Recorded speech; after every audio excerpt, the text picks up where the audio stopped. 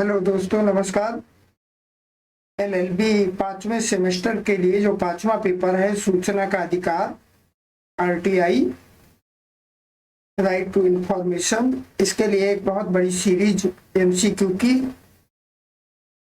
Record करने जा रहा हूं। सारे के सारे प्रश्न एमसीक्यू हैं और इजी नोट से पूरा का पूरा संकलन, जितने भी प्रश्नों का संकलन है, ये सभी आपको 2-3 वीडियो में मिलेगा। इस वीडियो में जितने भी प्रश्न कवर हो पाएंगे उतने कवर करेंगे, बाकी के आगे के वीडियो में कवर करेंगे।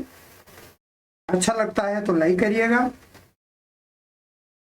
सब्सक्राइब करिएगा, शेयर करिएगा, जिससे कि सभी को इसका लाभ प्राप्त हो। पूरा का पूरा ऑब्जेक्टिव टाइप जितने भी प्रश्न इसी नोट्स में हैं उन सब को कवर करेंगे। 2-3 बार इसको सुन लेते हो तो इसका फायदा आप सब लोगों को बिल्कुल मिलेगा और शायद अलग से पढ़ने की आवश्यकता नहीं पड़ेगी। बस 2-3 बार सुन करके इसका लाभ लिया जा सकता है। तो इस तरीके से है। पहला प्रश्न है इसका, सूचना का अधिकार अधिनियम, इसका सूत्रपात किस वर्ष हुआ? यानी जो सूचना का अधिकार अधिनियम है ये किस वर्ष लागू हुआ? इसका प्रश्न का उत्तर नंबर 2 है। 2005 में इसका सूत्रपात हुआ है। सूचना का अधिकार अधिनियम, इसका सूत्रपात 2005 में हुआ है। इसके बाद दूसरा प्रश्न है, राज्य की परिभाषा भारतीय संविधान के किस अनुच्छेद के अंतर्गत दी गई है? राज्य की परिभाषा भारतीय संविधान के किस अनुच्छेद के अंतर्गत है? ये दूसरा प्रश्न है। इसका ये उत्तर सही है, अनुच्छेद 12 में राज्य की परिभाषा भारतीय संविधान में दी गई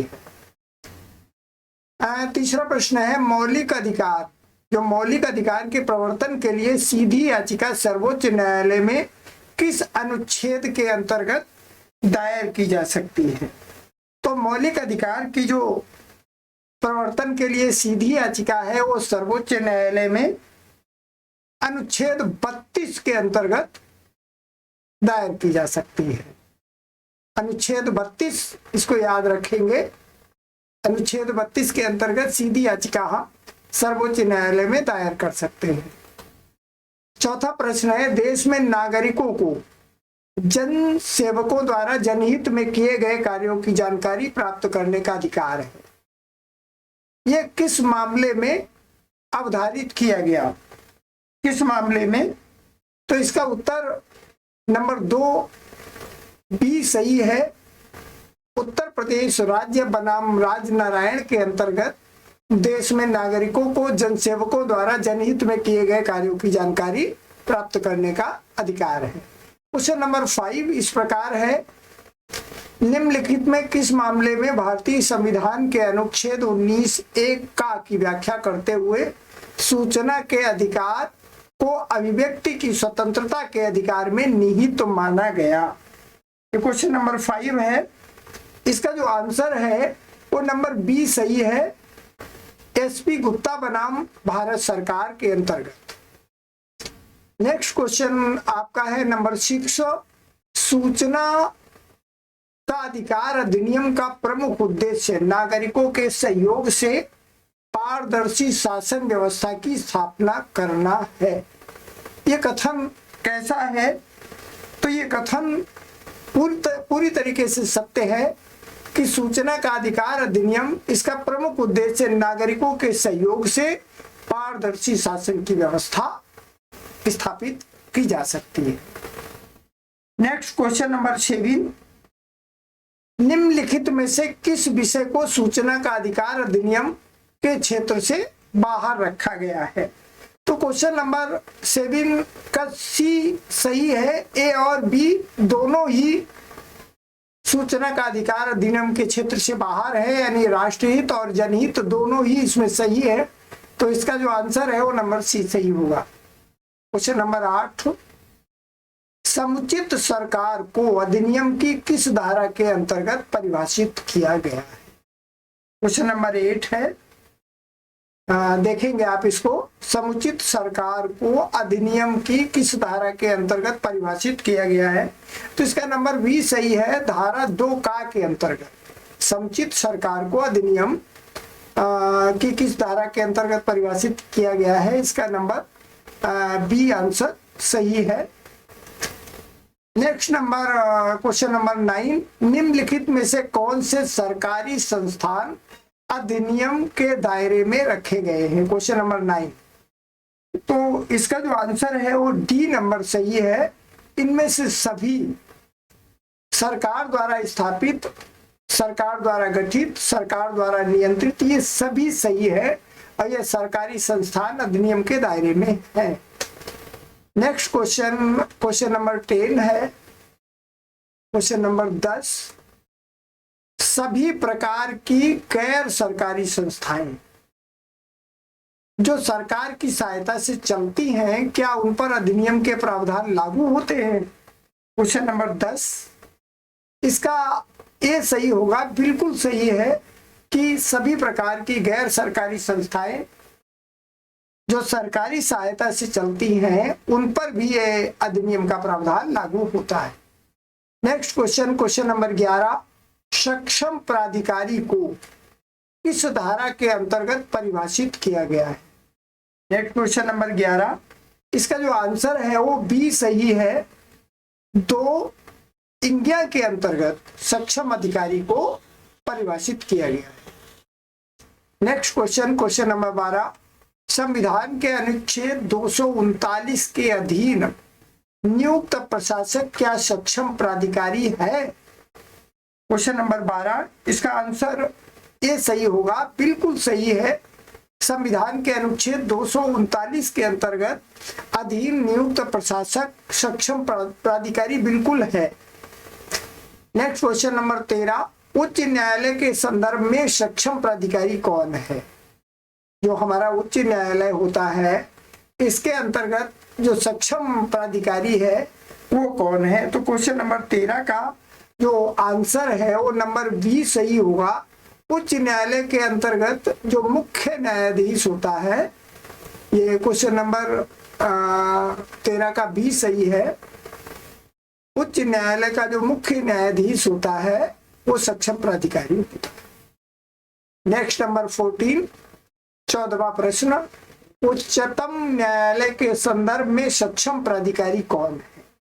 14 नंबर, इसका जो आंसर है वो नंबर सी है। उच्चतम न्यायालय के संदर्भ में जो सक्षम प्राधिकारी है वो उच्चतम न्यायालय का मुख्य न्यायाधीश होता है। नेक्स्ट क्वेश्चन नंबर 15, सूचना को सूचना का अधिकार अधिनियम की किस धारा के अंतर्गत परिभाषित किया गया? नंबर 15 का ए सही है, धारा 2(4) के अंतर्गत सूचना को सूचना का अधिकार अधिनियम के अंतर्गत परिभाषित किया गया है। धारा 2(4) इसका सही है। नेक्स्ट क्वेश्चन, क्वेश्चन नंबर 16 है, इनमें से कौन सूचना के अंतर्गत सम्मिलित है? नंबर 16, क्वेश्चन नंबर 16 का जो आंसर होगा वो इस प्रकार होगा। 16 का आंसर नंबर डी सही है, ये सभी सही है। जो क्वेश्चन नंबर 16 है, रिकॉर्ड, दस्तावेज और ज्ञापन, ये सभी सूचना के अंतर्गत आते हैं। नेक्स्ट नंबर 17, क्वेश्चन नंबर 17, क्या ईमेल सूचना की परिभाषा के अंतर्गत सम्मिलित है?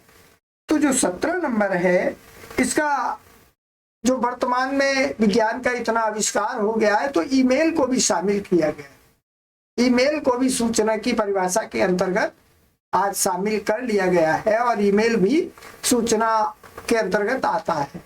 नेक्स्ट नंबर 18 सूचना से अभिप्रेत है प्रेस विज्ञप्ति, सलाह, लॉगबुक या ये सभी? तो क्वेश्चन नंबर जो 18 है इसका आंसर डी सही होगा, ये सभी, यानी प्रेस विज्ञप्ति, सलाह, लॉगबुक, ये सभी सूचना से अभिप्रेत है। क्वेश्चन नंबर 19, निम्नलिखित में से कौन सूचना की परिभाषा में सम्मिलित है? क्वेश्चन नंबर जो 19 है उसमें इसके जो ऑप्शन है इस प्रकार है, आंकड़ों से संबंधित सामग्री, संविदा, मॉडल या ये सभी। तो क्वेश्चन नंबर जो 19 है इसका डी सही होगा। ये सभी बिल्कुल राइट है, सूचना की परिभाषा में सम्मिलित है। आंकड़ों से संबंधित सामग्री भी आती है, संविदा भी आती है, मॉडल भी आते हैं, ये सभी इसी के अंतर्गत आते हैं। नेक्स्ट क्वेश्चन, क्वेश्चन नंबर 20, दस्तावेज को भारतीय दंड संहिता की किस धारा के अंतर्गत परिभाषित किया गया है? जो दस्तावेज है इनको भारतीय दंड संहिता की किस धारा के अंतर्गत परिभाषित किया गया है? तो जो क्वेश्चन नंबर 20 है इसका बी सही आंसर होगा। बी जो है धारा 29, इसके अंतर्गत दस्तावेज को भारतीय दंड संहिता में परिभाषित किया गया है, धारा 29। नेक्स्ट क्वेश्चन नंबर 21, किसी भी वस्तु या पदार्थ का एक हिस्सा जो उसके स्वभाव व गुणवत्ता में समग्र रूप से प्रकट करे, उसको क्या कहते हैं? मॉडल कहते हैं, रिपोर्ट कहते हैं, नमूना कहते हैं। बड़ा अच्छा प्रश्न है। किसी भी वस्तु या पदार्थ का एक हिस्सा जो उसके स्वभाव व गुणवत्ता को समग्र रूप से प्रकट करे, तो नंबर जो 21 है इसका नंबर सी सही होगा, उसको नमूना कह सकते हैं हम। नेक्स्ट क्वेश्चन नंबर 21, अभिलेख कागज क्या सूचना होते हैं या सूचना में सम्मिलित होते हैं? क्वेश्चन नंबर 22, इसका जो बी है वो सही होगा कि अभिलेख कागज वो सूचना के अंतर्गत सम्मिलित नहीं होते। Next question number 23, question number 23 अच्छा प्रश्न है। सूचना के अधिकार के अंतर्गत केवल लोक प्राधिकरण के पास उपलब्ध सूचना ही प्रदान की जा सकती है तथा जो सूचना उपलब्ध न हो उसे उत्पन्न करने के लिए बाध्य नहीं किया जा सकता। यह किस बाद में निर्णित किया? तो क्वेश्चन नंबर जो 23 है इसका आंसर नंबर ए सही होगा। विभोर दिलीप बार्ला बनाम सेंट्रल एक्साइज एंड कस्टम्स। आपको सही जो ऑप्शन सी पढ़ के बता रहा हूं इसलिए वही माइंड में ट्रिगर हो जाए। तो सूचना का अधिकार है उसके अंतर्गत केवल लोक प्राधिकरण के पास उपलब्ध सूचना ही प्रदान की जा सकती है। जो सूचना उपलब्ध ना हो उसे उत्पन्न करने के लिए बाध्य नहीं किया जा सकता। ये विभोर दिलीप बार्ला बनाम सेंट्रल एक्साइज एंड कस्टम्स के अंतर्गत वर्णित है, निर्णित है। नेक्स्ट क्वेश्चन 24 नंबर, सूचना का अधिकार अधिनियम के अंतर्गत मात्र सूचना उपलब्ध करवाई जा सकती है। कष्ट निवारण के लिए समाधान अन्यत्र तलाश करने होंगे, ये किस बात में कहा गया है? तो जो 24 है इसका आंसर नंबर बी सही होगा। एस.के. कपूर बनाम deputy commissioner of police. SK. Kapoor बनाम डिप्टी कमिश्नर ऑफ पुलिस, इसके अंतर्गत ये कहा गया कि सूचना का जो अधिकार है नियम है इसके अंतर्गत मात्र सूचना उपलब्ध करवाई जा सकती है। कष्ट निवारण के लिए हमें समाधान अन्यत्र तलाशना होगा। नेक्स्ट क्वेश्चन नंबर 25, सूचना के अधिकार के अंतर्गत सुझाव देने की कोई गुंजाइश नहीं है। सूचना के अधिकार के अंतर्गत सुझाव देने की कोई गुंजाइश नहीं है, किस बात में निर्णित किया गया है?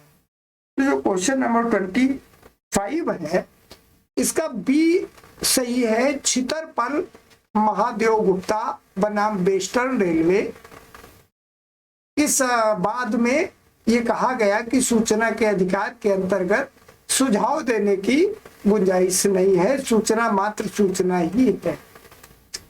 नेक्स्ट नंबर 26, निम्नलिखित में से किस मामले में केंद्रीय सूचना आयोग ने यह स्पष्ट किया कि धारा 2F के अंतर्गत किसी प्रकार के स्पष्टीकरण या व्याख्या मांगना सम्मिलित नहीं है? तो ये 26 नंबर है। इसका ए आंसर सही है, राजेंद्र प्रसाद वर्मा बनाम Rajiv Singh. Next question number 27, किस बात में निर्णित किया गया कि सूचना की परिभाषा में किसी भी प्रकार का आदेश एवं उक्त अधिनियम के अंतर्गत जारी नहीं किया जा सकता? क्वेश्चन नंबर 27 है, उसका आंसर बी सही होगा, मोहन अनंत चौहान बनाम western railway. Next question number 28, निम्नलिखित में से किस धारा में लोक प्राधिकारी को परिभाषित किया गया है? क्वेश्चन नंबर 28, इसका जो बी सही है, धारा 2 के अंतर्गत लोक प्राधिकारी को परिभाषित किया गया है। आप सबको लगभग संपूर्ण 300-400 प्रश्नों की सीरीज है, ये पूरा का पूरा 2-3 वीडियो में दे देंगे। अगर अच्छा लगता है तो इसको लाइक करिएगा, सब्सक्राइब करिएगा, जिससे कि हमारा भी प्रमोशन हो जाएगा और आप सबको जानकारी हो जाएगी। नेक्स्ट 29, अगर इस वीडियो को 2-3 बार सुन लेते हो तो बड़े आसानी से ये प्रश्न आपको तैयार हो जाएंगे। क्वेश्चन नंबर 29 है, वे सभी प्राधिकरण, निकाय या स्वशासित संस्थाएं जिनकी स्थापना या गठन संविधान के द्वारा या संविधान के अंतर्गत हुआ हो, वो क्या कहलाती है? नंबर 29, तो इसका जो आंसर है वो बी सही होगा, वो लोक प्राधिकारी कहलाती। संस्थाएं क्या कहलाती है? लोक प्राधिकारी। नेक्स्ट क्वेश्चन 29 के बाद में नेक्स्ट क्वेश्चन नंबर 30, किस बात में ये स्पष्ट किया गया है कि न्यायपालिका की प्रशासनिक इकाई सूचना के अधिकार की परिधि में आती है? नंबर 30, इसका जो आंसर है वो नंबर ए सही है, सुभाष चंद्र अग्रवाल बनाम उच्चतम न्यायालय। इसके अंतर्गत ये स्पष्ट किया गया है कि न्यायपालिका की प्रशासनिक इकाई सूचना के अधिकार की परिधि में आती है। नेक्स्ट नंबर 31 इस प्रकार है, यदि सूचना के अधिकार का कहीं भी न्यायिक प्रक्रिया पर प्रतिकूल असर पड़ता है तो ऐसी स्थिति में सूचना के अधिकार का प्रयोग वर्जित रहेगा। ये किस बात में निर्णित किया गया? क्वेश्चन नंबर 31 थोड़ा महत्वपूर्ण प्रश्न है। 31 नंबर, इसका जो आंसर है वो बी सही होगा, राकेश कुमार गुप्ता बनाम income tax appellate tribunal. Next number 32, निजी गैस विक्रेता भी गैस सिलेंडरों के बारे में जानकारी देने के लिए बाध्य है। ये किस मामले में निर्णित किया गया? क्वेश्चन नंबर 32, बड़ा अच्छा प्रश्न है। निजी गैस विक्रेता भी गैस के सिलेंडरों के बारे में जानकारी देने के लिए बाध्य है। ये किस मामले में निर्णित किया गया? तो ये 32 है, इसका जो आंसर है वो नंबर बी सही होगा, नीरज अग्रवाल बनाम बीपीसीएल। इसके अंतर्गत ये निर्णय दिया गया। नंबर 33, गैर सरकारी संस्थाएं सरकार से प्राप्त धन के हिसाब की सीमा धारा 2H के अंतर्गत लोक प्राधिकरण मानी जाएंगी। तो गैर सरकारी संस्थाएं हैं वो सरकार से प्राप्त धन के हिसाब की सीमा तक धारा 2H के अंतर्गत लोक प्राधिकरण मानी जाएंगी। नंबर 33, इसका जो आंसर है वो बी सही होगा, ये बिल्कुल सही है। नेक्स्ट नंबर 34, सरकारी मध्यस्थ सूचना के अधिकार की परिधि में आता है। यह बाद में निर्णित किया गया। किस बाद में? नंबर 34, तो इसका जो ए है वो सही है, नमिता कुमार बनाम ऑफिशियल लिक्विडेटर। इसके अंतर्गत ये कहा गया कि सरकारी मध्यस्थ सूचना के अधिकार की परिधि में आता है, नमिता कुमार बनाम official liquidator. Next question number 35, stock exchange, जो 35 प्रश्न है, स्टॉक एक्सचेंज लोक प्राधिकरण की परिभाषा में धारा 2(n) के अंतर्गत सम्मिलित है? किस बाद में ये व्यवस्था दी गई? तो जो 35 है उसका आंसर नंबर ए सही होगा। राजकुमारी अग्रवाल बनाम जयपुर स्टॉक एक्सचेंज व अन्य। आपको प्रयास ये कर रहे हैं कि वन लाइनर की तरीके से केवल प्रश्न का उत्तर बताया जाए। नेक्स्ट क्वेश्चन नंबर 36 इस प्रकार है, इनमें से कौन अभिलेख सम्मिलित है? ये नंबर ए दस्तावेज, नंबर बी दस्तावेज की माइक्रोफिल्म, नंबर सी कंप्यूटर द्वारा तैयार की गई अन्य सामग्री, या ये सभी? तो 36 नंबर है इसका आंसर ये सभी होगा। सभी अभिलेख में सम्मिलित है, चाहे वो दस्तावेज हो, दस्तावेज की माइक्रोफिल्म हो, या कंप्यूटर द्वारा तैयार की गई सामग्री हो। नेक्स्ट नंबर 37, निम्नलिखित में से कौन सी धारा अभिलेख के संबंध में प्रावधान करती है? जो 37 नंबर है इसका जो आंसर होगा वो नंबर सी सही होगा। धारा 2 झा के अंतर्गत अभिलेख के संबंध में प्रावधान है 2 झा में। नेक्स्ट नंबर 38, क्या दस्तावेज की माइक्रोफिल्म अभिलेख में सम्मिलित होगी? नेक्स्ट नंबर 38 है वो इस प्रकार है, क्या किसी दस्तावेज की माइक्रोफिल्म अभिलेख में सम्मिलित होगी? जो 38 है इसका ए सही होगा, बिल्कुल दस्तावेज की माइक्रोफिल्म भी अभिलेख में सम्मिलित होगी। नेक्स्ट नंबर 39, सूचना का अधिकार। इसको जो अधिनियम की धारा के अंतर्गत परिभाषित किया गया है, क्वेश्चन नंबर 39, इसका जो आंसर है वो डी सही हो। नंबर डी, धारा 2 वहां के तहत ये सूचना का अधिकार परिभाषित किया। नेक्स्ट नंबर क्वेश्चन नंबर 40, सामग्री के प्रमाणित नमूने लेना क्या सूचना के अधिकार के अंतर्गत आता है? नंबर 40 ये क्वेश्चन है, इसका जो ए आंसर है वो सही है। सामग्री के प्रमाणित नमूने लेना सूचना के अधिकार के अंतर्गत आता है।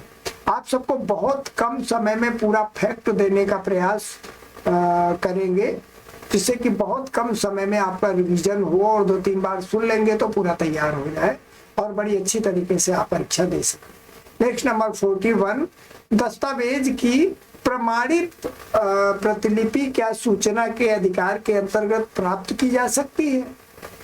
तो जो 41 है इसका बी नंबर सही है, बिल्कुल आप प्राप्त कर सकते हैं। दस्तावेजों की प्रमाणित प्रतिलिपि सूचना के अधिकार के अंतर्गत आप प्राप्त कर सकते हैं। नेक्स्ट नंबर 42 है, क्या सूचना के अधिकार के अंतर्गत कार्यों एवं दस्तावेजों के निरीक्षण का अधिकार भी सम्मिलित है? नेक्स्ट नंबर 42, इसका जो बी है वो सही है, बिल्कुल आप सूचना के अधिकार के अंतर्गत दस्तावेजों के निरीक्षण का अधिकार पा सकते हैं। नंबर 43, यदि सूचना इलेक्ट्रॉनिक रूप से विद्यमान है तो ऐसी सूचना किस स्वरूप में प्राप्त की जा सकती है?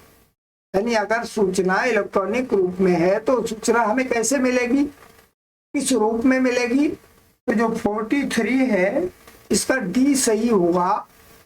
ये सभी रूपों में, यानी टिकट्स के रूप में, वीडियो कैसेट्स के रूप में एवं अन्य इलेक्ट्रॉनिक माध्यमों के रूप में हमें ये मिल सकती है। इनमें से ये सभी सही है।